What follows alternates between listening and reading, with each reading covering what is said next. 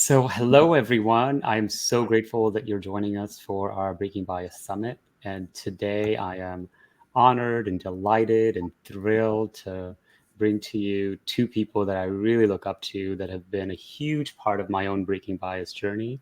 Um, before I introduce the two of them, I just want to welcome Alison and Dr. Kamilah Majied. Welcome to the summit. Thank you, Anna. Thank you for having me. I'm thrilled to be here. Thank you. Yeah. And then we are going to have a really, really exciting inner spiritual conversation around all things justice, joy, and liberation. So let me kind of um, do some like basic introductions, but I'd also love for you to introduce yourselves. But Alison, you and I met in the summer of 2009. So that was 15 years ago, and we were both budding lawyers at the time at an international human rights conference in Vietnam, of all places. And since then, you've gone on to become this multifaceted figure in political, cultural, and spiritual realms. You're a former Catholic nun and now a social justice lawyer, a campaign strategist, an interfaith organizer, a transformative justice practitioner, a professor of Christian ethics and restorative justice. But beyond that, you were also on season 8, episode 5 of Queer Eye as the Flying Nun, which is an incredible episode if you haven't checked out. And I'm just so delighted to be your friend, your brother, your comrade on this journey of justice and liberation. So thank you for joining us. Thanks for having me here, and thanks for all who are joining us with this show. Yes. And Kamilah, we met actually a decade ago. So Yes, like long lasting relationships. And we met at the first convening of Buddhists at the White House in 2015, right after the Charleston massacre. So we worked together on the Buddhists of color response and statement to racism, as well as climate change. And you, of course, are a luminary yourself. You're a professor, an MSW, a PhD, a mental health therapist, an educator, an internationally engaged consultant on building inclusivity and equity using meditative practices. And most recently, you've just come out with a book called Joyfully Just: Black Wisdom and Buddhist Insights for a Liberated Living. So if y'all can imagine, you are in for a treat in this conversation. But before we kind of jump into really talking about breaking bias and what it means to you all, and the times we're living in and the importance of all of these things, I'd love for you to introduce yourselves a little bit. Give people a little bit of a flavor of who you are beyond these titles and degrees and accomplishments. What was your upbringing like, and how did you come to this work of justice and liberation? So any one of you two, whoever wants to start, whoever feels called by the Spirit. I can start. Yes. I have a picture of my mother right here next to my screen, and she is the kind of genesis of obviously my own life in this iteration, and also the genesis of a lot of the understanding that I have around justice work. I talk a lot in Joyfully Just about how she kind of used Black wisdom practices like music to help me understand both the relationship between joy and justice.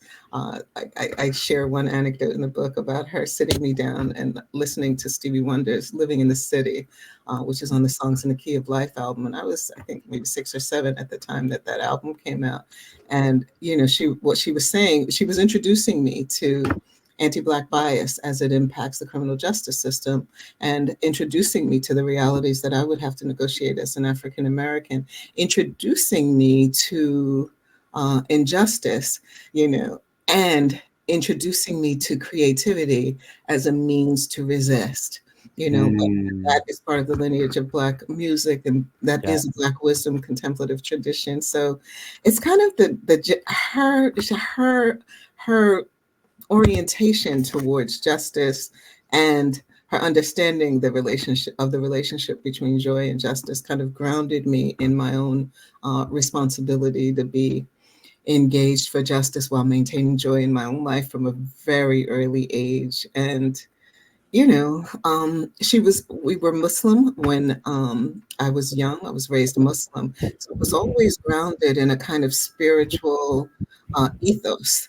And my mother also introduced me to Buddhism when I turned 17. So, all of the philosophies of both Islam and Buddhism are kind of part of the ground of the understanding of interbeing and justice that was just part of my upbringing.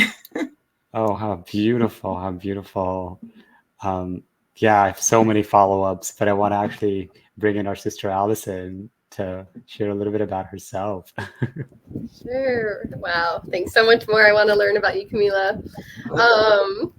I was born and raised in rural Georgia, a little town called Oxford in between Atlanta and Augusta. Was raised poor and working class. My dad was incarcerated off and on, so our family was impacted by the criminal legal system. And so I saw firsthand how this whole system of policing and prosecution and prisons wasn't liberating anyone.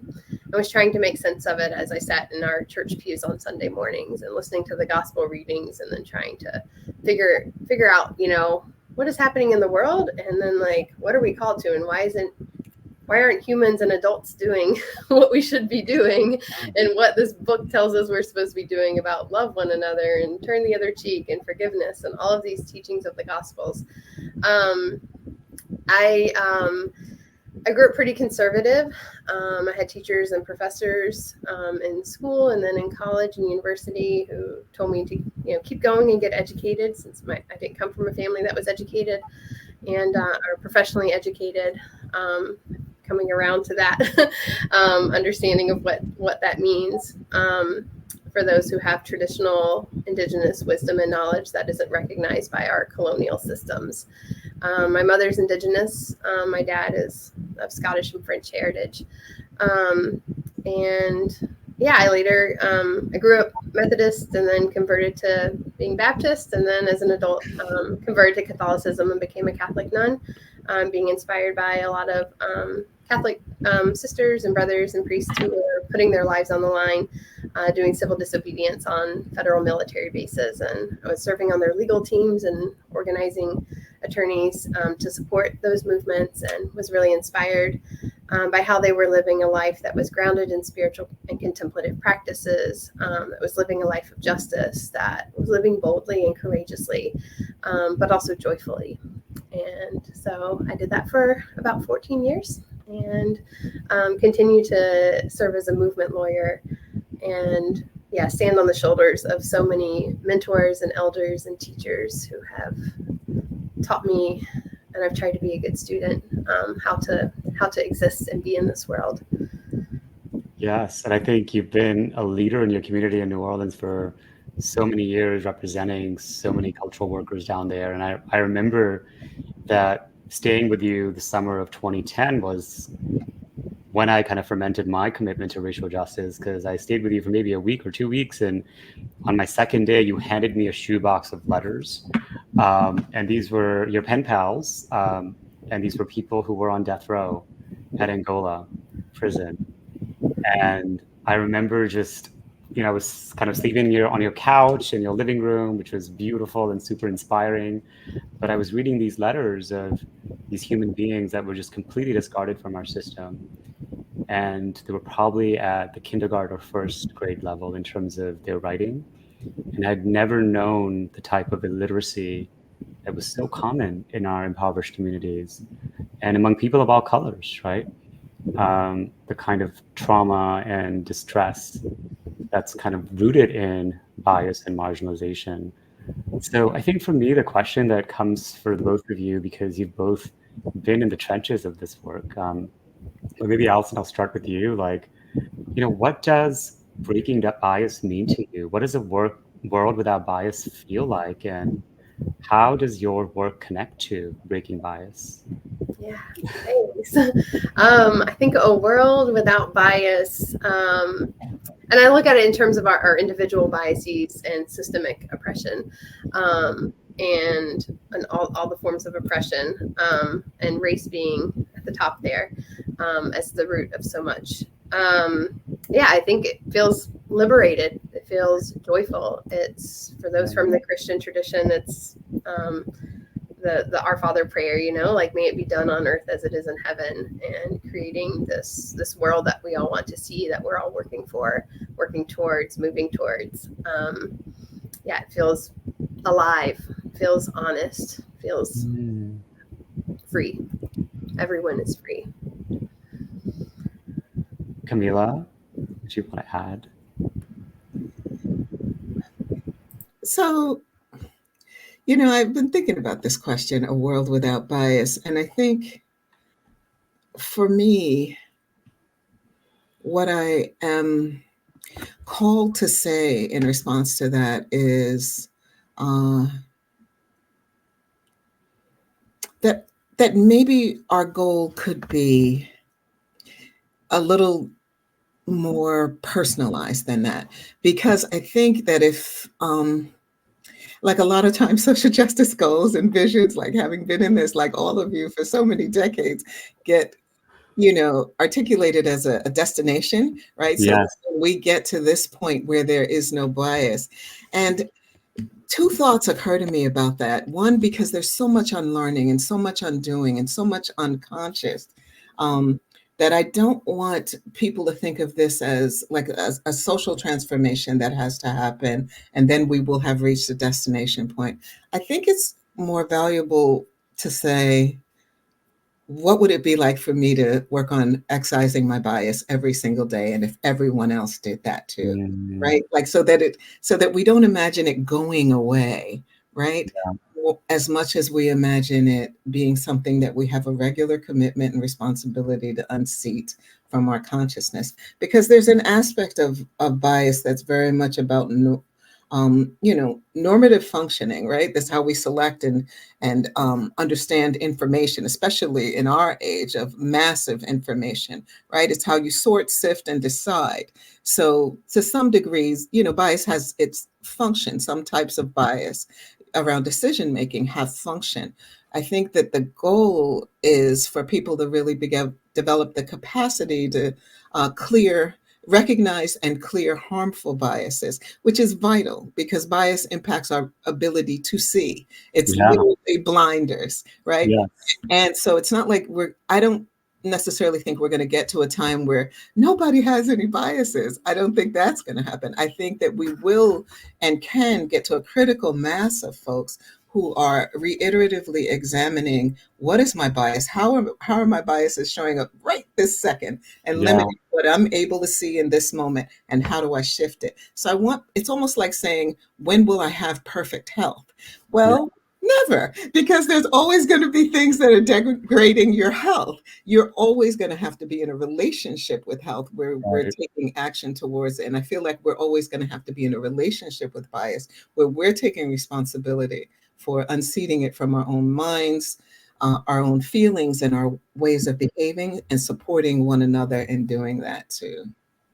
Wow, you just basically gave a really beautiful pitch of my book, because that's literally what I believe too, right? And I think for me personally speaking, the work of breaking bias really started from within. You know, I think, 9 months before I met you, Alison, I'd almost attempted my life. I was basically on the ledge of my 18th floor window, about to jump off, and through a moment of grace, instead of falling forward, I fell backwards, and that's where my healing journey began, but also where my breaking bias journey began, because I had to begin to unseat, like you're saying, Kamilah, a lot of these stories and narratives that I had begun to believe about myself and people who looked like me, who had a whole host of identities that I have.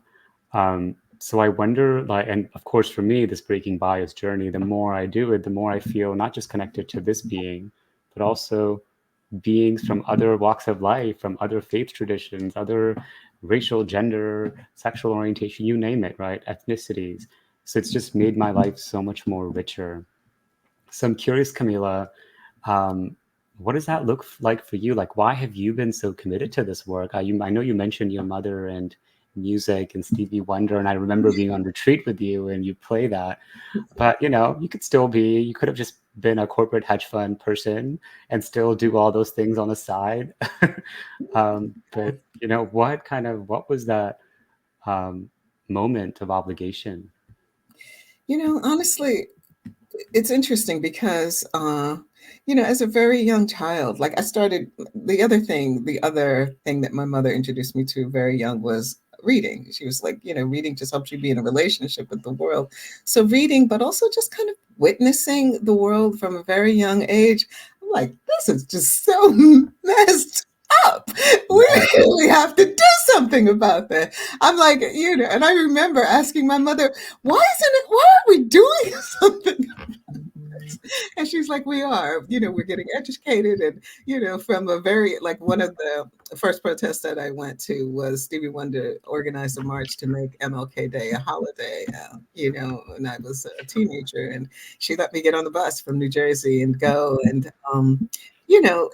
but that was part of a kind of a, and it was very empowering. And I had a sense of, this is what it looks like to be in the world in a way that's about making it better. And it was a very joyful thing. So again, me seeing this connection between being empowered enough to take action and make the world better. It's not actually something you only do for external impact. It is, and there's data that show this from my own research as well, that, it makes you more psychologically well. Like my dissertation research asked LGBT people of Black, Latinx, Indigenous, and Asian descent questions about racism and homophobia, and then questions about, mental health and behavioral health measures, these psychometric measures. And invariably, the people who did better around depression, anxiety, and substance abuse were people who resisted. And then I replicated that study internationally in the UK and in South Africa and in Trinidad, and the same results. So it's true that the more that we're engaged in releasing what I call the cognitive distortions of white supremacy, the more that we kind of liberate our minds, the happier we'll be. And we have this positive impact in the world. So I've just kind of, that's always just made a lot of sense to me. And I've also been really, really heartbroken by all the death and violence and senseless, waste of life and opportunity that comes with racism, with sexism, with ageism, with homophobia. It's just so pointless, and we can do something about it. I totally agree. And that's literally what I've seen in my lifetime too, just how pointless these isms and phobias are.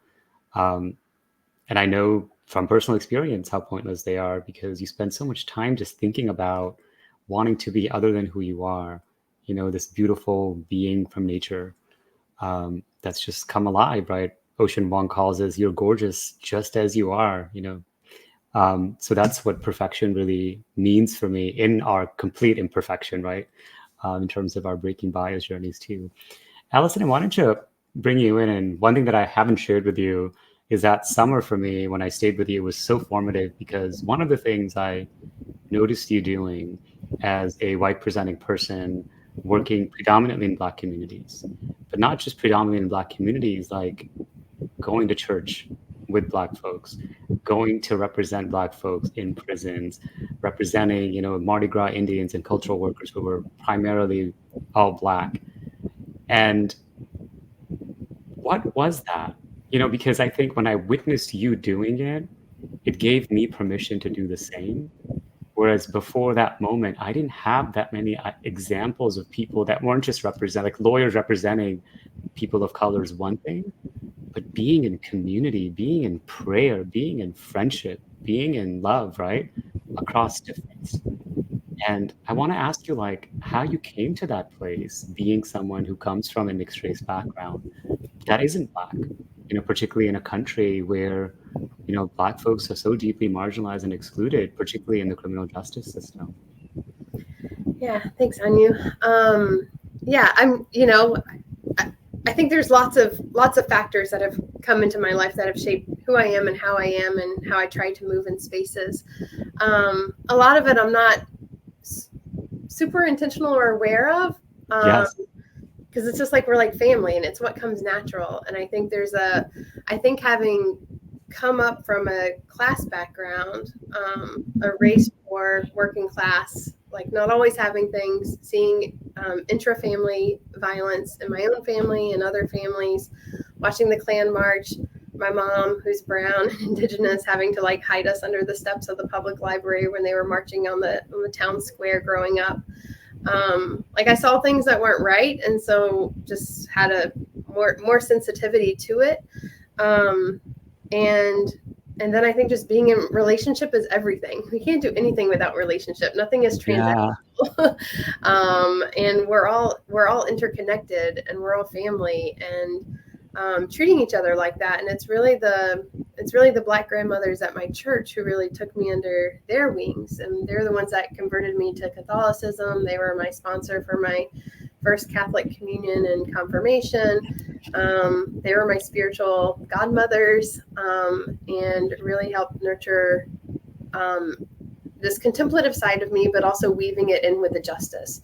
And so when our racist archbishop set our church to close, which is the first Black Catholic church in the U.S., after Hurricane Katrina hit in 2005, it was really these grandmothers who were like, Alison, guys.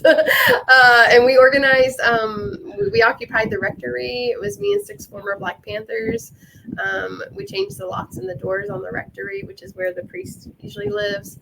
And we refused to leave until the archbishop took back his decision a month later to keep the church open. And so they were really leading by example. And I felt like they were really living the Gospels. Not just talking about it and modeling it for me and how to do that, but also how to be in relationships. So going over for holiday dinners at their homes and really welcoming me and embracing me into their family, especially after my dad had died of suicide after he came home from prison. And so I really felt adopted by them in many ways, by many of the families in my parish. And we can't, no justice work is done alone. There are no solo acts. We need each other. We need community, and there can never be too much community. So I think, find community wherever you can. I'm a spiritual director too, and so I meet with people one-on-one, and one of the biggest hungers that I hear in our spiritual direction session is that hunger for community, for a real relationship. And this, social media and technology and all that we have, even though it could be used for good and used to grow our movements, really reinforces these patterns of isolation and disconnect. And so I think we have to move towards each other and towards intimacy. And I think that's what bias, like doing the work of trying to live and create a world without bias, does that. It calls us into loving accountability for when we mess up. Like, we're all human. We're going to make mistakes. We can't live in fear of being with people who are different from us because we fear making a mistake. So it's like, okay, I'm going to be in relationship with you. I want genuine relationship. I'm going to mess up because I'm human. Call me in when I do mess up. And then finding the supports that we need when people are called in. So never allowing someone to be called in or called out. And doing that in isolation and reinforcing that isolation pattern, because that also breaks our connectivity to each other. So growing in intimacy through the conflict and through growing to be better, do better, as we learn how to do this work. And just knowing that we're never alone in it, and figuring out what supports we need to do it. One of the most beautiful things that you've said is like, we're the starting point, right? Because the starting point of perceiving other people as family, as relatives. And that's a complete shift in perspective, because oftentimes in our societies, there's an assumption that because of people's, racial, ethnic, gender background, there's already a separation. There's already a difference. But when we start from this starting point that, oh no, we're all part of the same species. We're all family. We're all God's children, in your words, right? That can create that. I feel like that fosters that ability to build those connections and work across difference. And I found that to be true for myself as well, working across so many different communities.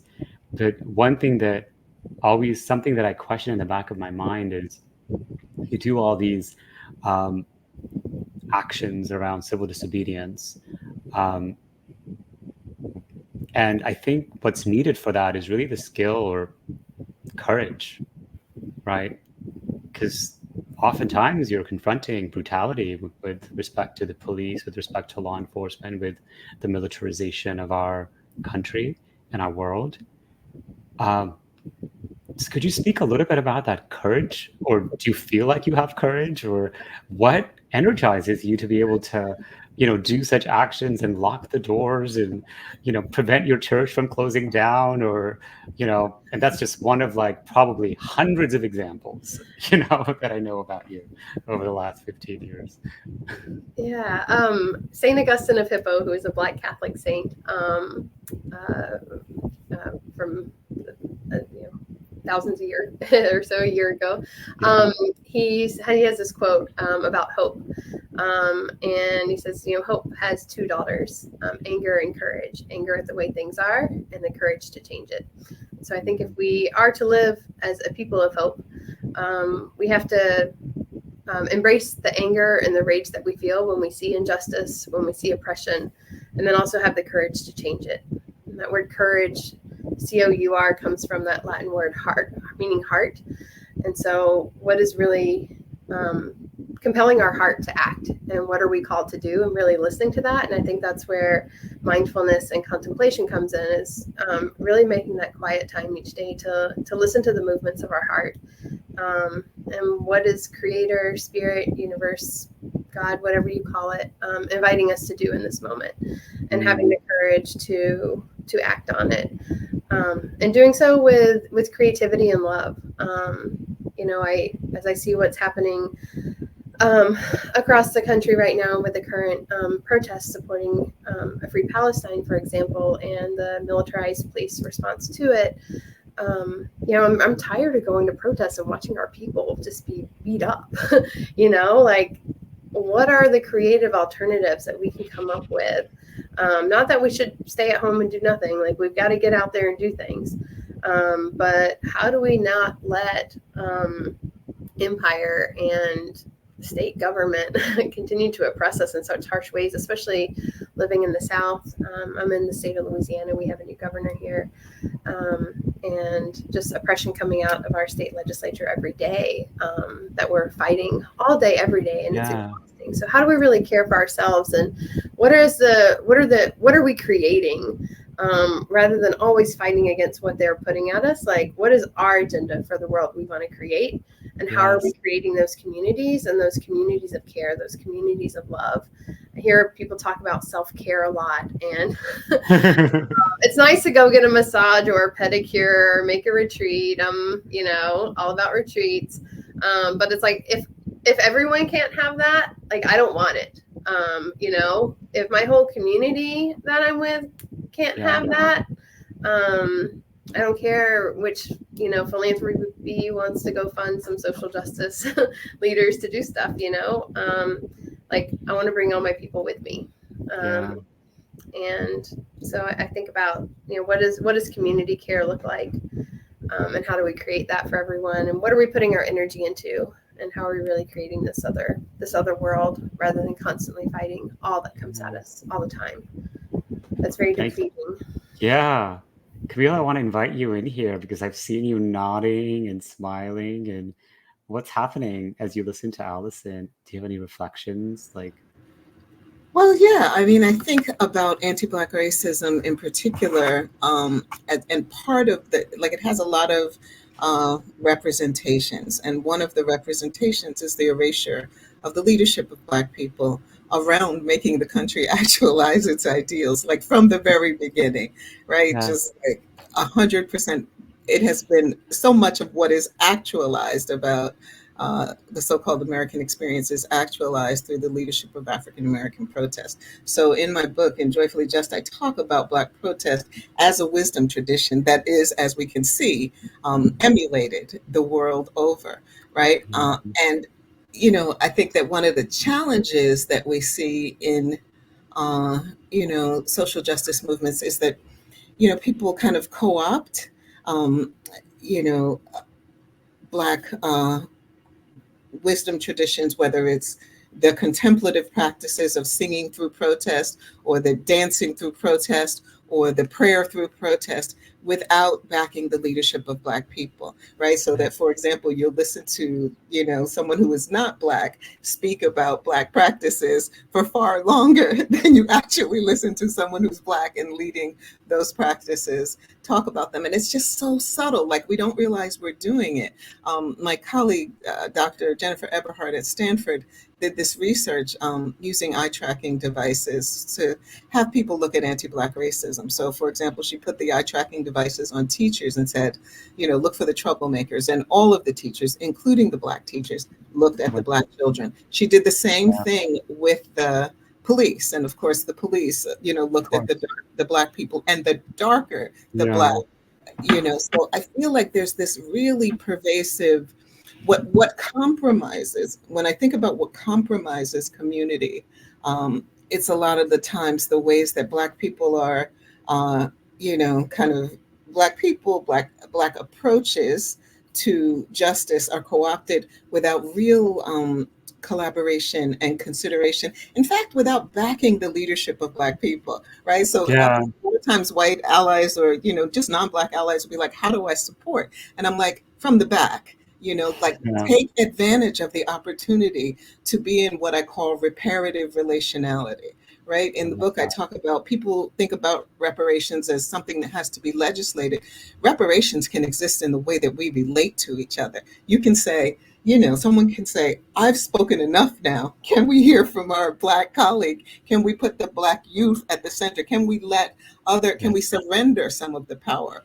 Because what you see, there's this, another book called Elite Capture, where this Black professor wrote about how, the elites and predominantly people who are not Black have kind of captured it and are articulating and sometimes misarticulating because we're not centering the most marginalized voices. And I'm not saying that in any way from a power positionality. It's just like, if you want to shift it, you got to shift who's talking. You got to shift who's at the front. And from there, I really appreciated what Alison was saying about, courage. And in my book, I talk about fierce compassion, that yes, there is giving ourselves the compassion of a massage, but a colonoscopy is also a compassionate thing to do for yourself. And it's highly uncomfortable. So we need to divorce the idea of compassion from comfort. Comfort and compassion are not the same thing. Sometimes the most compassionate thing to do for ourselves, for one another, is the least comfortable. So if I say that's sexist, that is an act of compassion towards the person that I'm trying to correct. And if they have what I call discomfort resilience, the capacity to tolerate their discomfort, then they can receive it with gratitude and make the shift, right? So that when we do call each other in, as you're saying, it's not like, oh God, my feelings are hurt, but rather like, thank you. You're trying to connect, and you're trying to get there the real way, not the BS way, but by being 100% authentic. That's how we create change. We help break each other's biases. That's and right. Easy. It's not fun when it's happening to you.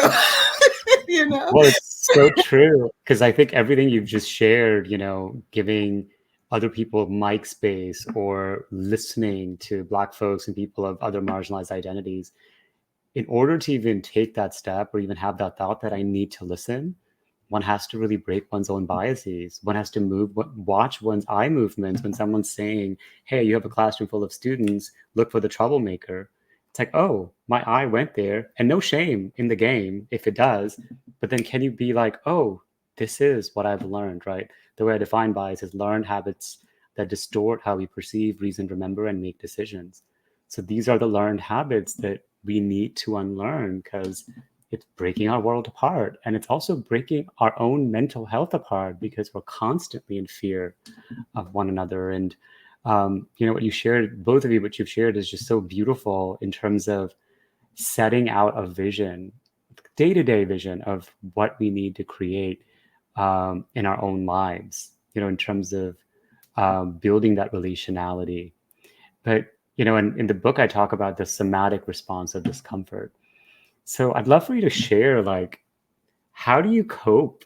Like, what do you do when someone calls you in but tells you, hey, you know, that was hurtful, that was harmful, that was sexist, that was racist, whatever, you know, name the ist and the ism and the phobia. But from your perspective, yeah, they're doing us a favor, and yet our body clenches, right, somatically. Yeah, what happens then? That's the juicy stuff. It is, you know, like I've been a psychotherapist for decades, so I can kind of see it when it's happening, you know, with Yes. with someone in the room, and of course, you know, paying attention to my own process when it happens with me. So it's like get curious about that. Like the natural thing to do when you feel that little heart clutch, like, oh, she just said, you know, when we feel that, and it's like get excited. Like there's a different way to respond to that. We can respond to that with curiosity as opposed to terror, right? And then and then we can be playful with ourselves about it.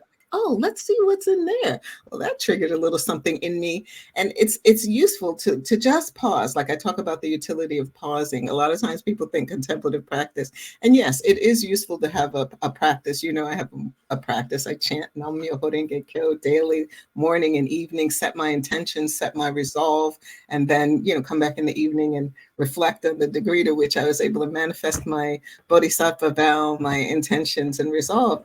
And yet, there is also a part of practice that is simply moment to moment, that is in the moment. Like, I think that whatever we can have the point of having an array of contemplative practices is so that we have one for when we get pulled over by the police. We have one when we encounter a microaggression. We have one for the various situations of life. And sometimes it's just taking a beat and pausing and breathing. Sometimes it's like, it's because the rapid fire, a lot of the bias, one of the things I say in my book is that, you know, pausing and contemplative practice allows us in the moment to just drop into a capacity for response ability as opposed to react ability, right? Yes. So I'm just going to choose my response. I'm going to set an intention in this moment around what's my greater goal here. Of course, I want to clap back. A part of me is like, you know what? Here I go. But then, okay, what could be bigger than that? But you can only get the space for that sometimes if you have even just a beat to pause. Sometimes you don't have a lot of time, like somebody's saying something and you need to respond, but there's always time for at least one breath. And then that breath we can cultivate our own ability to respond, our responsibility. And in that way, you know, respond in a way that is empowering, that affects our that reflects our greater self, and that calls forth the greater self of the other person. But it's gonna hurt, you know what I mean? So I think we have to get over this idea. Like I said, divorce this notion of everything that's compassionate and self-caring does not feel good. Colonoscopy is a very good example of self-care that doesn't feel good. So we kind of have to do these psychological and cognitive and emotional colonoscopies on ourselves to, you know, clean up the bias. You know, it's true. It's, and, you know, and it's uncomfortable. You gotta be like, okay, but get interested in. A friend of mine, I'll tell you this story. A friend of mine, her colonoscopy, she I love that we're talking about colonoscopy. I know, it's crazy, right? But she wanted to be awake for it. You know, she wanted to be awake, you know, because they give you anesthesia or whatever. She's like, I want to see what's happening. So if we could get curious about, you know, that little cringe of discomfort. Oh, I'm being called out. Oh, a mistake is being. Get curious about it. Say, oh, wow, you're trying to invite me to grow. Even if the person does have bad intentions, if we take it, even if they do want to hurt our feelings or put us on the spot, if we take it like an invitation to grow, then we always grow. I love that, because ultimately, at the absolute level, all of us have the same destination: liberation, right? So even folks with bad intentions, we could take that as a cue toward our own liberation. And I love what you shared just now.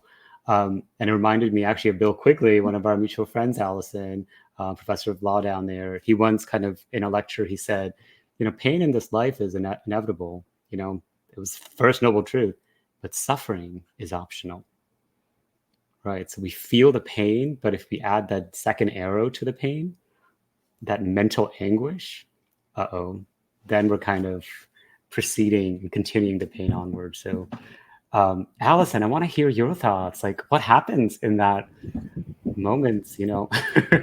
Yeah. Oh, Kamilah, I love how you shared about getting curious, getting excited, really offering a contradictory response to the tightening up when we're called in or called out. And I think, like, if we're human, we're going to make mistakes.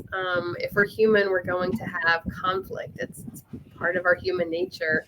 And I think accepting it as gift, kind of how Kamilah shared, divorcing this notion that everything has to feel good, but really accepting it as gift. When it's our birthday, and in my community, everyone would just get you something from the Dollar Tree, and it was all like plastic junk you really didn't want. You didn't say, this is plastic junk I don't want. You said, oh, thank you so much for remembering my birthday. This is such a nice gift. And you do whatever with it. But you accept it as gift, even if you don't want it. So even if you don't want to be called in, even if you're like, I've been to every, anti-oppression, anti-racism, undoing bias, DEI training that exists, and I'm just exhausted with it. It's like, no, it's a continuous gift that keeps giving, because we're always going to be making mistakes and being invited to grow from it. So I think accepting it as gift, telling the person, thank you for letting me know, thank you, and accepting responsibility. I love, Kamilah, how you share, responsibility is a response with our abilities. So accepting responsibility for what harm we cause, even if our intentions were the same, but understanding the impact it had on someone, saying thank you for it, and then really getting curious, as Kamilah shared, asking open-ended questions to really understand, what is this person saying, and deeply listen as well as you can. Reflect back if that feels appropriate, how they're feeling, what they're saying, what they care about, what's important to them, and then committing to action to repair the harm. Offering your own ideas. Sometimes people might come and say, this is what I want from you. I want these 10 things because this is what you've done to the community or whatever it is. But I think also coming in with your own ideas of what you can offer to heal the harms that you caused, or that I caused, or we caused. I work as a restorative justice facilitator and community mediator, and I do a lot of movement mediation. So a lot of conflicts in our movement spaces, whether it's criminal justice reform movement or the immigrant rights movement, our indigenous community. There's conflict in every social movement. It's such an inclusive space. And so people from different backgrounds and people who have experienced different, who come in with different lenses, different traumas, different ideas for what this movement could do. And so, there's going to be conflict. And I think, getting curious, asking questions, accepting it all as a gift, even if it is uncomfortable. I love that. I mean, I'm hearing acceptance, breathing, mindfulness, curiosity, empathy, and a couple of other things: courage, joy, because we were smiling as we were talking about this. And this really comes to like the crux of what I wanted to ask you both is, what is justice to you? What's the meaning of justice? And I'll start with you, Alison, actually. I think it's love. It's what love looks like. It's pretty simple. I think we make it complex.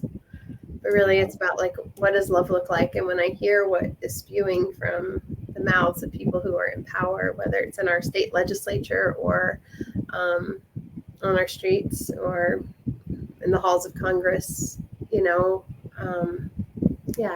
it's about love. Love in public, right? Yes. Dr. Cornel West. Yeah. What about you, Kamilah? Well, yes, that justice is empowered love in action. It's not that anemic, like there's that MLK quote. Power without love is reckless and abusive, right? So we see that, right? Power without love being reckless and abusive. But he also says that love without power is sentimental and anemic. right? Yes. It can't get anything done. So he says that power at its best is love implementing the demands of justice, and that justice at its best is power correcting everything that stands against love. And I really feel like that it's justice is power as love's advocate, right? Justice is empowered love, and that it's a moment to moment activity. It's not like an abstract when we get to justice. It's not a destination, it's a process. So in the book, when I talk about being joyfully just, I'm talking about right in this second. What is the most just thing I can do? How can I access my internal power to lovingly empower everyone and everything around me, right? Mm, Because in doing so, that's how we all experience joy. So justice is, to me, a verb more than a noun. It's a being just is an act that, just engenders joy and spreads joy, but it's definitely an act of love. All right. And yeah. it's not an act of love from that sentimental, anemic, let's make everybody feel good love. It's like Yeah. the love we have to support each other in doing and ourselves in doing our highest, in being more expansive, in Yeah. being more inclusive. And what's the relationship between justice and joy? Well, it's inherent. It's, if you think about it, the ways that injustice makes one of the core things injustice does is it makes us feel disempowered and hopeless. Like there's nothing I can do. It's just a mess. So whether we're experiencing it ourselves on the internal level and kind of being unjust towards ourselves, saying, oh, you can't do this, you'll never have that, that creates an internal sense of Mhm. deflation, right? So as if we're just towards ourselves, we're leaning into our possibilities. We're loving ourselves in this empowered way that says, yes, you can, and I will support you in doing so. And when we love one another that way, with that empowered, let me support you with fierce compassion in being your greatest self, right? When we Yeah. for each other that way, then it's a joyful thing, because we feel our own power as we support other people in claiming their own power. One of the primary things all of the injustice in the world does is make us feel sad and hopeless. Yeah. So, and powerless. But when we take back the power and say, yes, I can, even if it's just a small thing that I'm doing in this moment or on this day, which is all we can ever do, what we do in this moment Yeah. and on this day. It's how we say, I'm going to have my joy. There is a video that I posted on Instagram of a young woman a Black woman who's being carried away by several police officers. And she's singing this song, an African-American gospel song that says, this joy that I have, I've the seen that. world can't take it away. The world didn't give it to me, and the world can't take it away. So she's Mm, talking about this, that's why I talk about gospel music as a wisdom transmission from Black people. She's talking about the aspect of our joy that is undefeatable, and that mm, it's from that place that we can be resourced to work for justice, just like she is there. It's just perfectly demonstrating what it is to be joyful as we work for justice, and to call joy in as an aspect and a fulfillment of justice. It's so beautiful. And, I loved that video also. And so many blessings to that young woman for being the person that she is.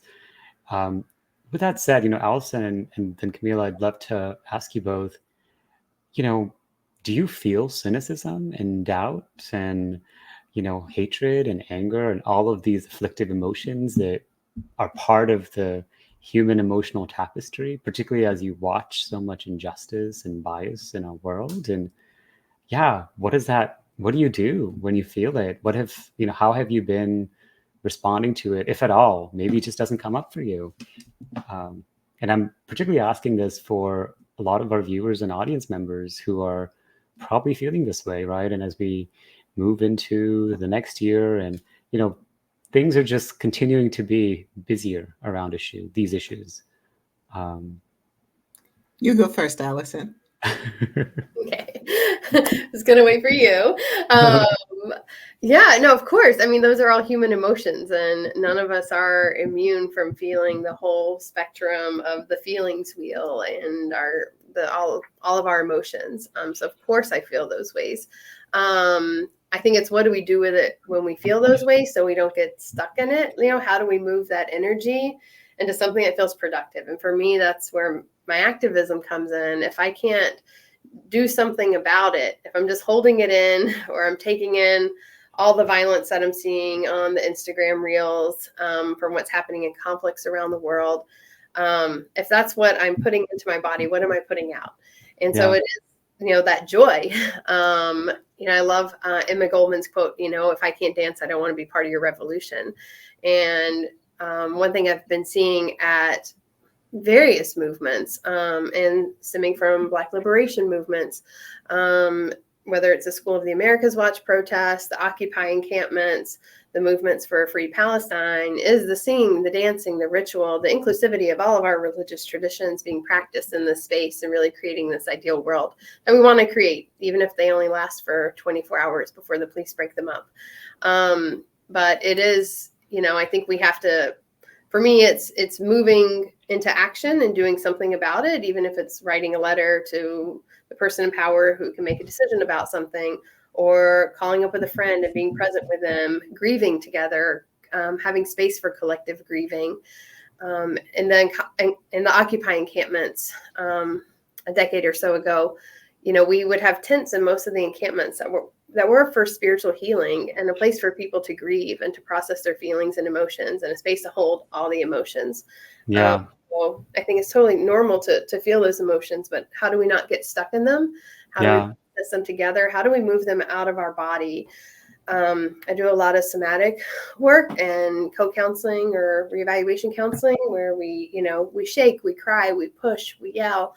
And it's really to feel those emotions, to go back to our earliest memory of a similar emotion to that, and move it out of our bodies, because trauma is held in our body. So how do we move it out of the body?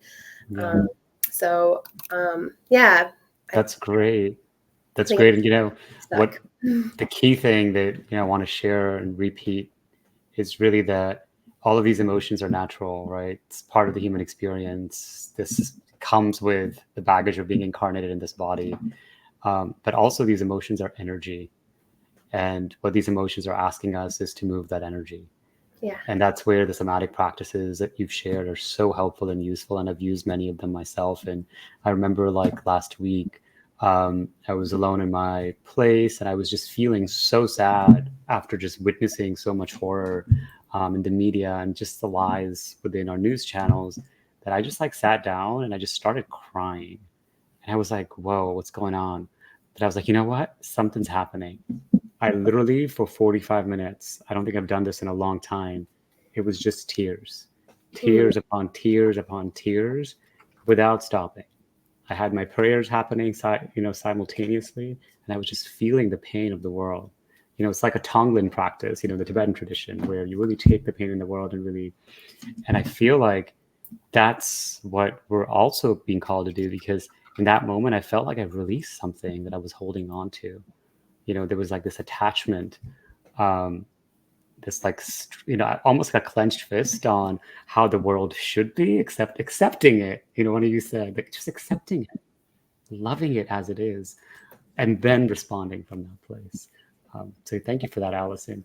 Kamilah. Exactly. I appreciate what both of you have said about the, witnessing and allowing ourselves to release it, because I think that, I have a lot of practices in my book, and Joyfully Just, for kind of releasing the way that pain feels, the way that grief feels, because injustice is very much a cause of grief. The whole of chapter 5 in the book is called Joyful Grieving. And because all of this injustice just creates tremendous grief. I talk about how grief is in the amniotic fluid of, African heritage people. It has to be, right? So not only do we have the grief of the present moment, but we have the ancestral grief, but we also have their ancestral courage, their ancestral resolve, their ancestral joy. And we have to weep our way to it. You can't kind of get around that. So I appreciate that what you were describing, because me too. Like I was just watching some videos of, some Muslim women being argued at and pushed around physically. And it wasn't even the extremist of I've seen much more extreme violent. Yeah. There was something about that was like, that's the tip of the iceberg. And that's just today. That's just this morning. That was on their way to class. You know what I mean? And it just tore me open. And I was like, you got to let yourself weep. You got to do it. Because I talk about how that is, the grief is also information. It's your body saying, I need to release this. And it's also the body, mind, and psyche saying, there's something you can do, on the other side of it. There's a piece of your wisdom that's behind the release of the grief, right? In reevaluation counseling, it's called the reevaluation, right? Yeah. But whatever, there's some insight, and the insight relates to who you are, right? Something, maybe some early hurt, as you say, of your own. And also it's insight about the world, so that people are so afraid of tears. Like the worst thing you can ever say to anybody is don't cry. I know, cry. Why are you saying that? That's like, don't breathe. You know what I mean? It's like there's something on the other side of those tears that we prevent one another from getting to. So, but yes, that's how I lean into it. And also anger, also raging, that creating space for the rage to be released. Because when you do that, one, you prevent it from being released in the wrong context, or released as harm against yourself or people close to you. But also there's, rage is a part of the grieving process that we have to allow it to be, so it's engaging with the emotions. The work of being just is the work of grieving injustice. And that's how you get to the joy. You cannot circumvent it and bypass it and rose-colored glasses it. You got to weep your way through it. We all do. And that's where we get to hold each other. We get to hold each other close. We get to recognize that we're all grieving and support each other in that process. And then it becomes even more joyful, because just as we're sharing our tears, we're sharing joy. And the last thing I'll say is humor. That there's, a tremendous space for, just laughing at some of the absurdity of it all. It's all ephemera, when I hear the sirens and the cop coming over, I'm like, well, it's been a good run. If this is ends, you know what I mean? Not that I devalue my life. I intend to live a very long life, but life ends, right? So that we can have a sense of levity about it and make this decision up until the last moment. I'm like that young woman was saying, this joy that I have, the world didn't give it to me, and the world can't take it away. So that if we have that spiritual grounding, then we can recognize it all as ephemera and support one another in the ever-changing nature of life. It's so beautiful. And, as you were talking about those videos, and I watched some videos, particularly, and I'll start crying again, because the image came to just these students and their hijabs were being taken off their heads. And I think for me, it was just such an emotional moment, because I'm not a Muslim woman who wears a hijab, but I have dear, dear friends and teachers who do. And watching that felt like a violation of my own body, right? And at first I was like, I can't feel grief. But then I was like, no, this is good, because this is my humanity showing itself, that I'm able to feel the pain of a fellow human being who may be a complete stranger, right? And then simultaneously, empathy, right? That's empathy in action. And so I want to invite, folks to kind of do the same and really share these tears as we're grieving together. A friend of mine calls it, this 21st century is really time for us to become grief tenderers, like really tending to our grief. And how beautiful you brought in St. Augustine, Alison, because it's a good reminder about the two daughters of hope, anger and courage, right? And the role of anger in doing this work of justice together. This has been such a heart-filling conversation. I want to kind of turn it back to you, Alison, if you have any other thoughts and any calls to action as we kind of close out our conversation. Yeah. I love this idea of joy and laughter as a contradiction in the face of oppression. And even, at 3 a.m. last Wednesday, the police had raided the encampment for a free Palestine at Tulane University here in New Orleans. And it was, hundreds of police officers, military tanks, full on riot gear, no badges or names shown on their uniforms. We didn't know who was who. Massive police force for what was like a relatively small and very peaceful protest action. And they came at 3 a.m. and me and another person, we were watching the police raid the first aid area. We had like a little tent that said first aid, and me and my indigenous friends who are herbalists, we had given all these plant medicines. So they're all in these jars, and they probably all look like cannabis in jars. And the police are finding it and they're opening it and probably like, what are these things? Like, what is all this stuff that they call first aid? And, either they thought they found the weed or like, biological warfare or something, like, what are these people doing? And, like finding the laughter in the midst. We were terrified. We had, AR-15s and AK-47s pointed at our heads, but at the same time, we're just like, look at those officers over there. I also think like finding joy in the midst of deep grief and pain is something that the guys on death row have taught me. I've been going to death row for 19 years now as a spiritual advisor, accompanying people who face executions. And when they can still make jokes and find joy and laughter, make jokes about me or us, and all the circumstances of what is, it's medicine for them. And it's a way for them to make some kind of sense out of this. So if in their mind, they think when they die, if they're executed by the government, by the state of Louisiana, if they think that's going to get them to go be with Jesus sooner and they're going to be happy and content, like, that's not my theology. It's not what I believe. But if that's what they say, let's roll with that theology. If that makes sense to you and that gives you some kind of peace, even though this is the wrongest of all wrongs of the taking of human life by the state. So just trying to make sense of that and seeing how they make sense of it, or even making, the best of a worse situation. Doing, they started yoga classes. This is like, I just got this picture in the mail yesterday of, this is their little 12-step program. And they all send pictures, and most of them don't even have addictions, but they are, they like the community, the learning, the programming. And so just seeing how they find community and joy and learning. And so, yeah. So beautiful. Yeah, I'll share a couple stories. That. Thank you, Alison, so much. Joy as medicine. Kamilah, do you have any other thoughts or calls to action? And Alison, I'll come back to you on that too. Well, the call to action is really to just continue to find practices